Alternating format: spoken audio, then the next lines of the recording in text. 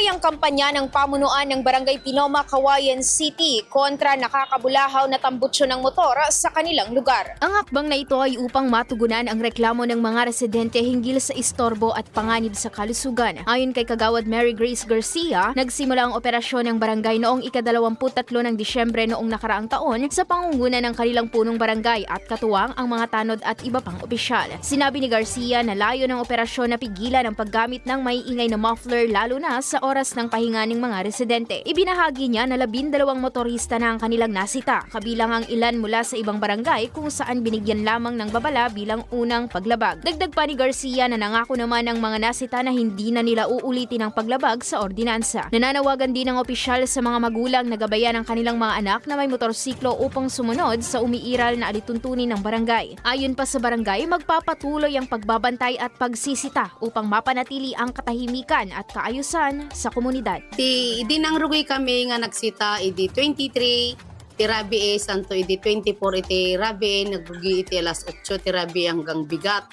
hanggang parbangon nga nagsita kadwami agiti tanod kini Apo Kapitan nga nagrunrunda kasi ni Apo ti pagyamanan mi lang adamot iti nasitami nga bali 12 dati sa bali nga barangay nga naggapon na dagiyay.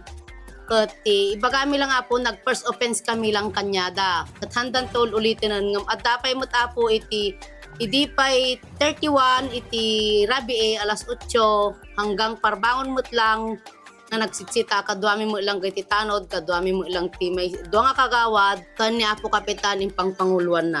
Tatapo adamot lang iti dayuhan nga kuangam adapay mo't basit nga nasitami ngam ibagada mo tanapungan daw ulitin. Tatapo, iti paalala lang Apo, dagiti da duma nga dapay dita, kat ipang pangasiyo, ta isardengyo dagita mapleryon, ta amuyo nariribok dagiti dati ubing na, kan dati masakit na, iso ti pangpangasi mi kada kayo, isardengyo na po, dagita da mapler. Dagiti naganak nga, dati anak na, nga dati mapler na, tulungan da kami Apo, tamya kaya dagito inuhang nga da kayo, mutlang ti kadwan. Para sa IFM News, ako si Idol Zaira Kuntapay. Idol! IFM News.